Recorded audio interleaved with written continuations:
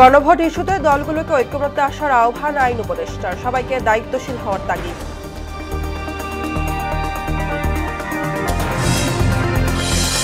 জুলাই গণহত্যা মামলায় সাবেক ডিএমপি কমিশনার সহ 5 জনের সাক্ষ্য গ্রহণ, দুদকের 4 মামলায় আদালতে সালমান রহমান। জাতীয় নির্বাচনে ঠিক করবে আগামীর বাংলাদেশের গতিপথ, বললেন সিইসি। সুষ্ঠু ভোট আয়োজনে দলগুলোর সহায়তা কামনা। এবং বেড়েই চলেছে ডেঙ্গুর সংক্রমণ, রক্তচাপ, ডায়াবেটিস, হৃদরোগীদের বাড়তি সতর্কতার পরামর্শ চিকিৎসকদের।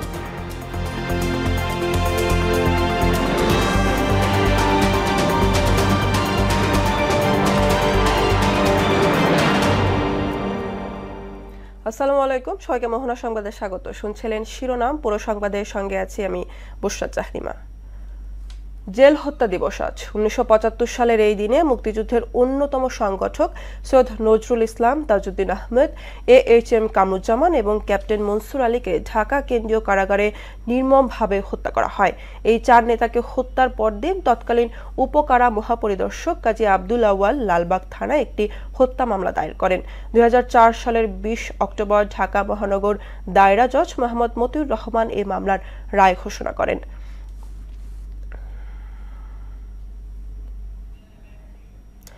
গণভোট ইস্যুতে রাজনৈতিক দলগুলোকে 1 সপ্তাহের মধ্যে ঐক্যবদ্ধ সিদ্ধান্ত নেওয়ার আহ্বান জানিয়েছেন আইন উপদেষ্টা আসিফ নজরুল। দলগুলোকে নিজেদের মধ্যে আলোচনার মাধ্যমে সিদ্ধান্ত নেওয়ার কথাও বলেন তিনি। প্রধান উপদেষ্টার কার্যালয়ে এক প্রশ্নের জবাবে আসিফ নজরুল বলেন, এরই মধ্যে রাজনৈতিক দলগুলো নিজেদের মধ্যে আলোচনার উদ্যোগকে স্বাগত জানিয়েছেন তিনি। প্রধান উপদেষ্টার কার্যালয়ে সভা শেষে আলোচনার পর সংবাদ সম্মেলনে এসব কথা জানান আইন উপদেষ্টা। প্রধান উপদেষ্টা, নেতৃত্ব উপদেষ্টা পরিষদ, এই সিদ্ধান্ত থেকে আমরা মোটেও সরে আসি নাই। রাজনৈতিক দলগুলার ঐক্যবদ্ধ সুপারিশ প্রত্যাশা করা, এটা তো আপনি আরো আপনার গুড জেস্টার হিসাবে দেখতে পারেন। ওনারা অত্যন্ত প্রতিকূল সময়ে একসাথে আন্দোলন করেছেন, একসাথে নির্যাতনের শিকার হয়েছেন। আমরা ওনারা সে উদ্যোগে নিজেরা আলোচনা করে আমাদেরকে একটা ঐক্যবদ্ধ নির্দেশনা দিবেন এই প্রত্যাশা করছি। আমি কালকেই দেখলাম একটি দলের পক্ষ থেকে আলোচনার আহ্বানও জানানো হয়েছে, আমরা এটাকে স্বাগত জানাই। জুলাই আন্দোলনে রামপুরায় ছাদের কার্নিশে ঝুলে থাকা ব্যক্তিকে গুলি করা সহ 2 জনকে হত্যার ঘটনায় মানবতাবিরোধী অপরাধের মামলায় ডিএমপির সাবেক কমিশনার হাবিবুর রহমান সহ 5 জনের বিরুদ্ধে 3য় দিনের সাক্ষ্য গ্রহণ চলছে। আন্তর্জাতিক অপরাধ ট্রাইব্যুনাল 1-এর বিচারপতি গোলাম মর্তুজা মজুমদারের নেতৃত্বাধীন 3 সদস্যের বিচারিক প্যানেলে নেওয়া হচ্ছে সাক্ষ্য। আজ 2 জন সাক্ষী দিবেন বলে প্রসিকিউশন থেকে জানানো হয়েছে। 23 অক্টোবর প্রথম সাক্ষী হিসাবে সাক্ষ্য দেন কার্নিশে ঝুলে থেকে গুলিবিদ্ধ হওয়া সেই আমির হোসেন। সকালে এ মামলার একমাত্র গ্রেফতার আসামি পুলিশের সাবেক ASI চঞ্চল চন্দ্র সরকারকে ট্রাইব্যুনালে আনা হয়। অন্যদিকে সালমান এফ রহমানকে দুদকের 4 মামলায় আদালতে হাজির করা হয়েছে। এ নিয়ে আরও জানাতে সরাসরি যুক্ত হচ্ছেন সহকর্মী মেজবা রহমান। মেজবা, আছে ট্রাইব্যুনাল ও হাইকোর্টের মামলার কার্যতালিকায় কি কি বিষয়গুলো আছে এ ব্যাপারে জানাবেন।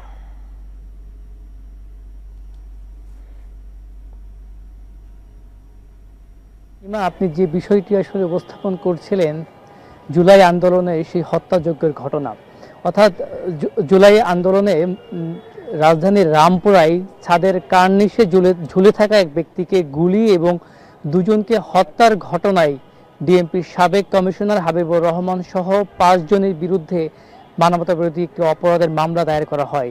সেই মামলায় আজ 3য় দিনের সাক্ষ্য গ্রহণ শুরু হয়েছে। বেলা 12টায় আন্তর্জাতিক অপরাধ ট্রাইব্যুনাল 1-এর চেয়ারম্যান বিচারপতি গোলাম মর্তুজা মজুমদারের নেতৃত্বাধীন 3 সদস্যের বিচারিক প্যানেলে সাক্ষ্য গ্রহণ শুরু হয়। আজ এই মামলার 3য় সাক্ষী হিসাবে সাক্ষ্য গ্রহণ দিচ্ছেন সেই ঘটনা, অর্থাৎ এই 19 জুলাই যে ঘটনা ঘটে সেই ঘটনায় একজন নিহতের স্ত্রী। তার নামটি আমি আপনাকে একটু জানাচ্ছি। শহীদ নাদিমের স্ত্রী তাবাসসুম আক্তার নিহা, তার সাক্ষ্য গ্রহণ আজ অর্থাৎ তার জবানবন্দি আজকে রেকর্ড করা হচ্ছে। তিনি তার যে স্বামী মারা গিয়েছেন ওদিন, সেই প্রেক্ষাপটে তিনি আজকে তুলে ধরছেন। আমি একটু আপনাকে জানিয়ে রাখি, এই মামলায় এখন পর্যন্ত এর আগে 2 জন সাক্ষী দিয়েছেন। গত 2য় দিনে সাক্ষী দিয়েছেন গুলিবিদ্ধ শিশু, 6 বছরের শিশু বাসিত খান মুসার বাবা মুস্তাফিজুর রহমান। তিনি আদালতে কিন্তু একরকম প্রায় কান্নাকাটি করেছিলেন।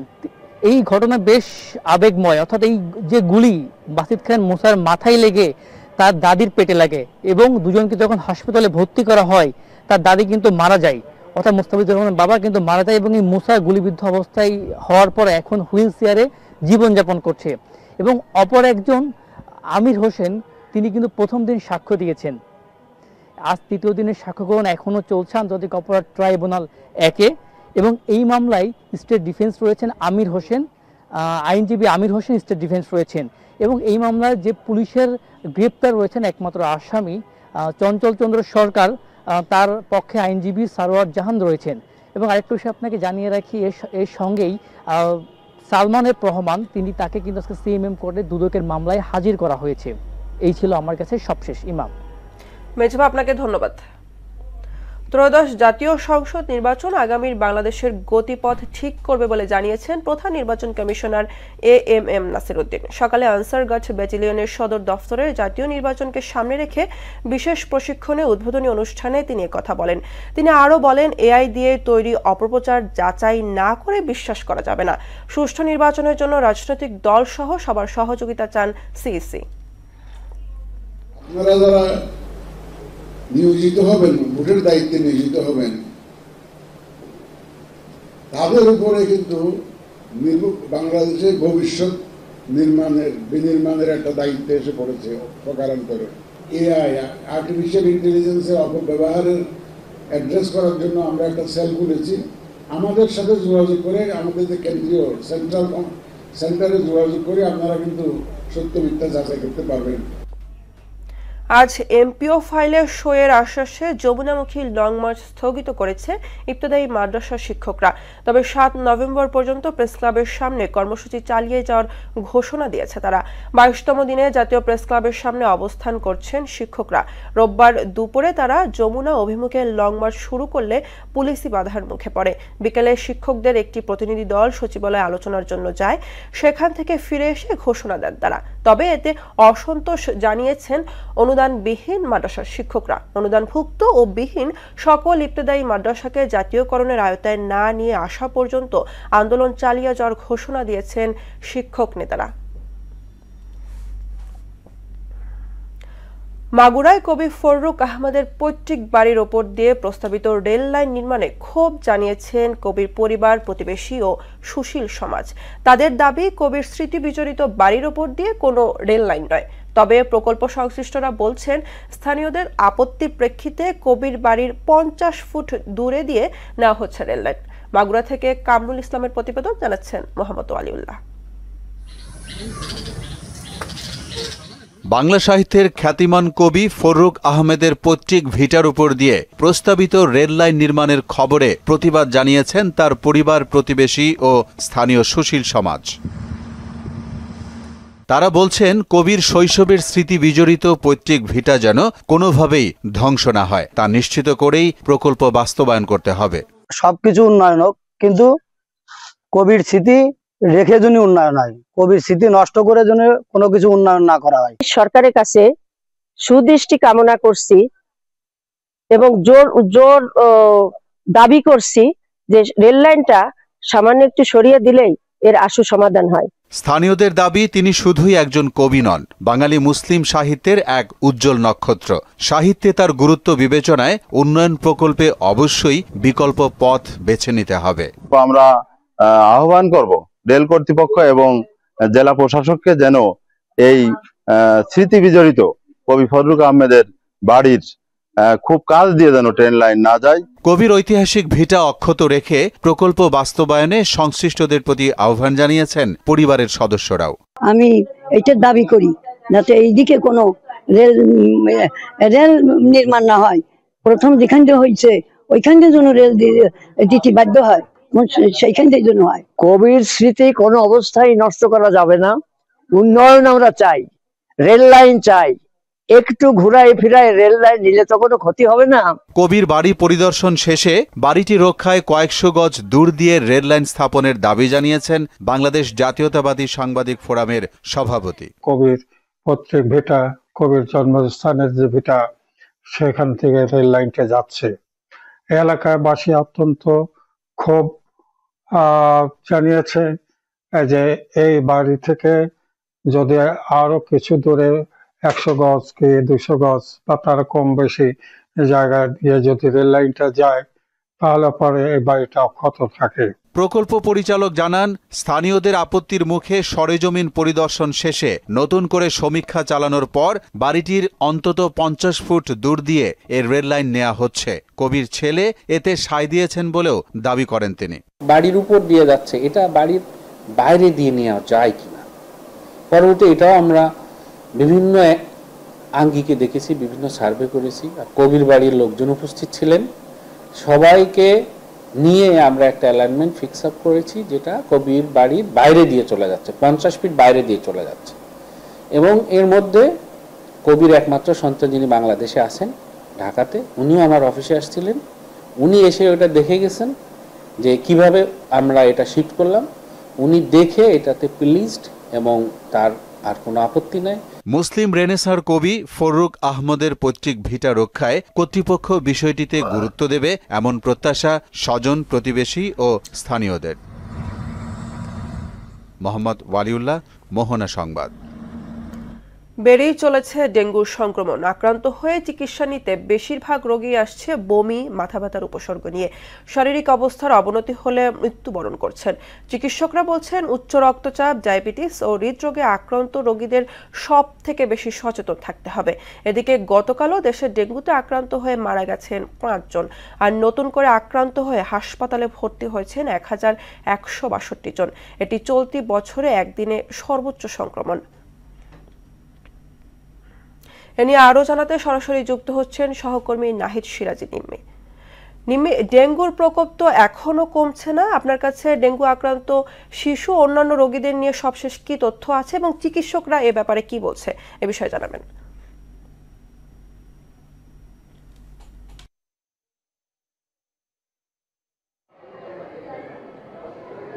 ইমা, ধন্যবাদ আপনাকে। আপনি যেমনটি বলছিলেন যে গতকালও কিন্তু সারা দেশে ডেঙ্গুতে আক্রান্ত হয়ে 5 জন রোগী মৃত্যুবরণ করেছেন এবং এ নিয়ে মোট এই বছরে 283 জন রোগীর কিন্তু মৃত্যু হয়েছে।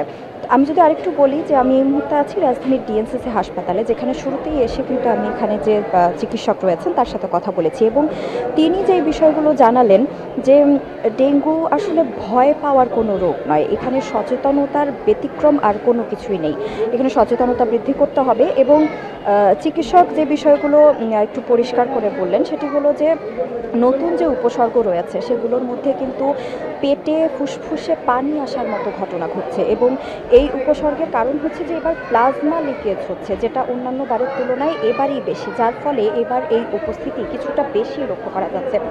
এবং রোগীদের উদ্দেশ্যে চিকিৎসক আরও কিছু বলছে যে যদি প্লাটিলেটস কাউন্ট যদি 50,000-এর নিচে হয়, কেবল তখনই কিন্তু আসলে চিকিৎসা কেন্দ্রে বা হাসপাতালে ভর্তি হতে বলা হচ্ছে। কারণ যদি এর আগে ভর্তি হয়, যেহেতু রোগীর সংখ্যা অনেক বেশি, হাসপাতালের জন্য এটি একটু চাপের হয়ে যায়। তাই 50,000-এর নিচে প্লাটিলেটস এলে তবেই কিন্তু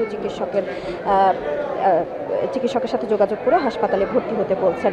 এবং যদি 50,000-এর উপরে প্লাটিলেটস থাকে এবং ডেঙ্গু আক্রান্ত হয়ে থাকেন, সেই ক্ষেত্রে ভয় না পেয়ে চিকিৎসকের পরামর্শ নিয়ে নিজের বাড়িতে বা বাসস্থানে থেকেই কিন্তু চিকিৎসা চালিয়ে যাওয়ার কথা তারা জোর দিয়ে বলছেন।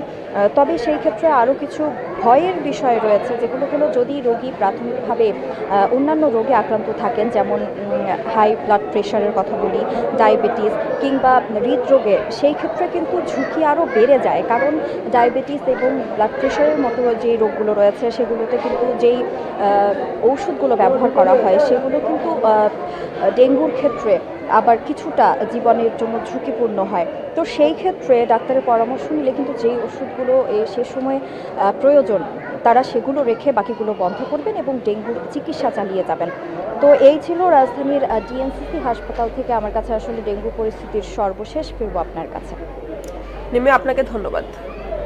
জুলাই গণঅভ্যুত্থানে সাংবাদিকতায় সাহসী ভূমিকা রাখায় এবার global brand Bangladesh achievers award পেলেন মোহনা টেলিভিশনের জয়েন্ট নিউজ এডিটর রেজা খান। রোববার রাতে আগারগাঁওয়ে জমকালো অনুষ্ঠানের মাধ্যমে এ পুরস্কার তুলে দেন বিএনপির ভাইস চেয়ারম্যান আসাদুজ্জামান রিপন। এছাড়াও এশিয়ার গ্রুপের চেয়ারম্যান শেখ সাদি, অভিনেতা চঞ্চল চৌধুরী, চিত্রনায়ক সিয়াম, সঙ্গীতশিল্পী কণা, যুবদলের সহ সভাপতি মাহবুবুল হাসান ভূঁইয়া পিঙ্কু এ সম্মাননায় ভূষিত হন। বিস্তারিত মনিরুল ইসলামের প্রতিবেদনে। গুণী ও সেরাদের সম্মাননা দিয়ে আসছে আন্তর্জাতিক খ্যাতিসম্পন্ন প্রতিষ্ঠান গ্লোবাল ব্র্যান্ড। সেই ধারাবাহিকতায় এবারও অ্যাচিভার্স অ্যাওয়ার্ড পেয়েছেন বিভিন্ন গুরুত্বপূর্ণ ব্যক্তি।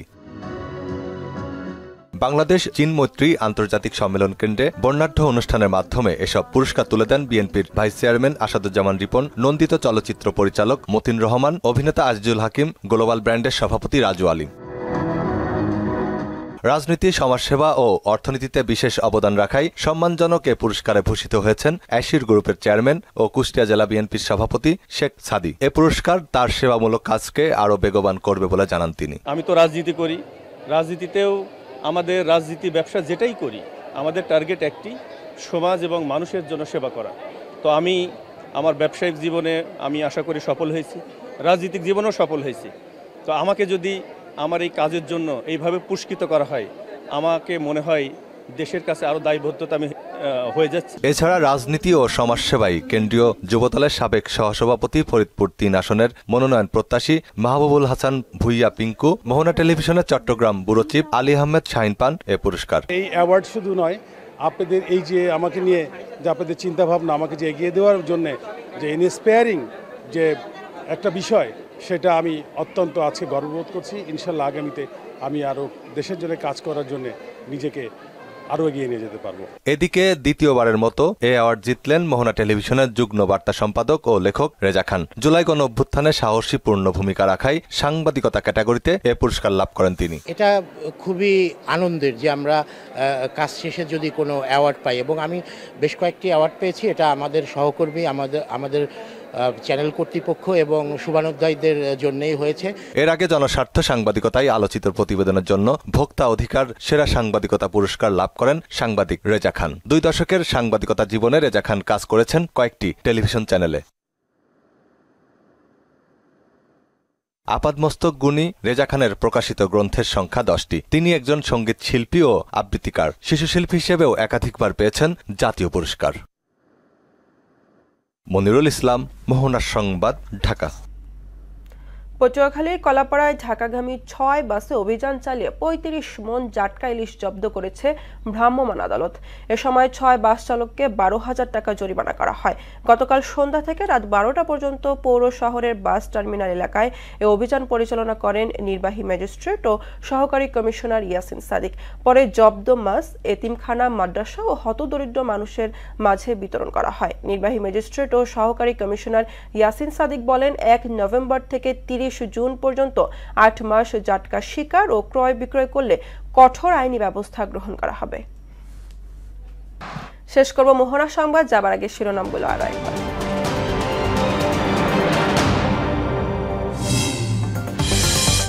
গণভোট ইস্যুতে দলগুলোকে ঐক্যমত্যে আসার আহ্বান আইন উপদেষ্টার, সবাইকে দায়িত্বশীল হওয়ার তাগিদ।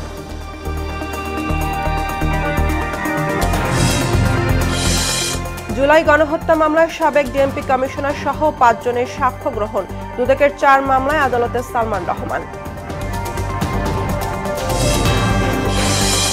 জাতীয় নির্বাচনে ঠিক করবে আগামীর বাংলাদেশের গতিপথ, বললেন সিইসি। সুষ্ঠু ভোট আয়োজনে দলগুলোর সহায়তা কামনা। এবং বেড়েই চলেছে ডেঙ্গু সংক্রমণ, রক্তচাপ, ডায়াবেটিস, হৃদরোগীদের বাড়তি সতর্কতার পরামর্শ চিকিৎসকদের।